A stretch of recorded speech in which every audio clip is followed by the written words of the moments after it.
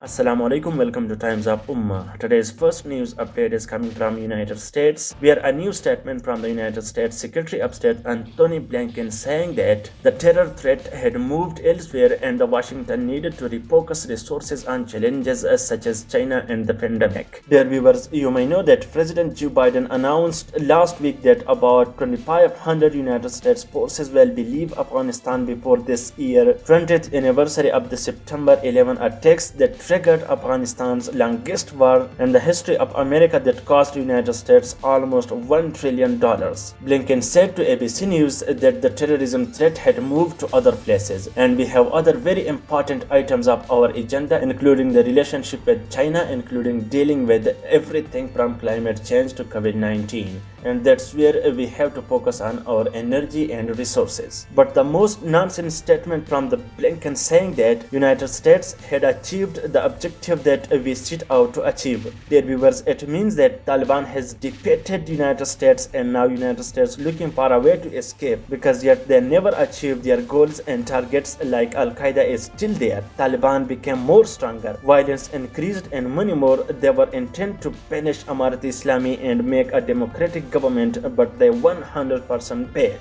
And now I don't see what they did in the past 20 years. And here I also tell you about the White House National Security Advisor's statement about the peace in Afghanistan. A reporter from Fox News asked him about the risk of repeat of what happened in Iraq, where ISIL fighters seized territory after United States troops withdrew in 2011. That led then Barack Obama to send troops back into Iraq. He said Biden had no intentions of sending American forces back into Afghanistan, but he added, "I can't make any guarantee about what will happen inside the country. All the United States could do is provide the Afghan security forces, the Afghan government, and the Afghan people resources and capabilities, training and equipping their forces, and providing assistance to their government. We have done that, and now is the time for Americans to come to home and the Afghan people to sit up to defend their own country." Dear viewers, now this is up to you to decide whether America defeated or not.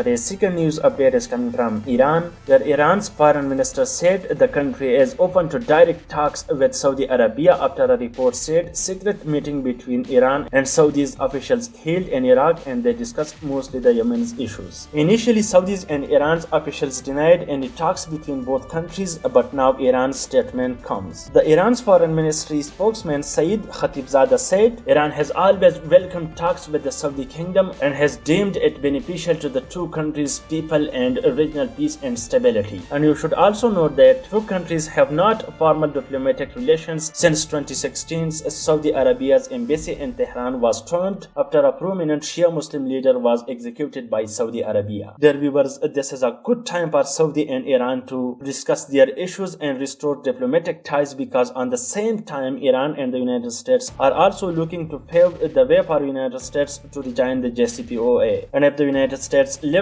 its sanctions, it can boost the Iran's economy, which is crippled by these harsh United States sanctions. Dear viewers, we will update you if any further update comes.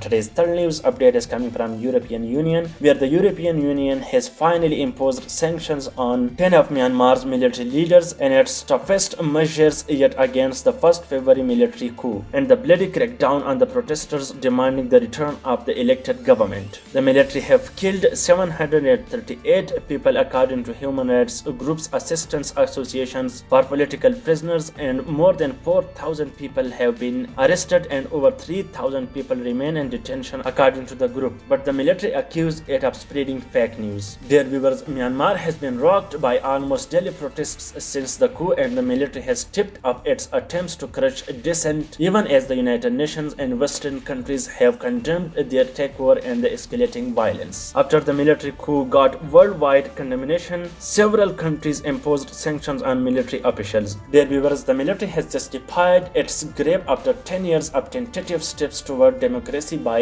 claiming that the November 2020 election that returned Aung San Suu Kyi and his party to power and the landslide was riddled with fraud. The Election Commission, whose members were also detained during the coup, has rejected the accusation. That's for now. Thank you for watching Times of Ummah. If you want top 3 news of each day, please subscribe Times of Ummah.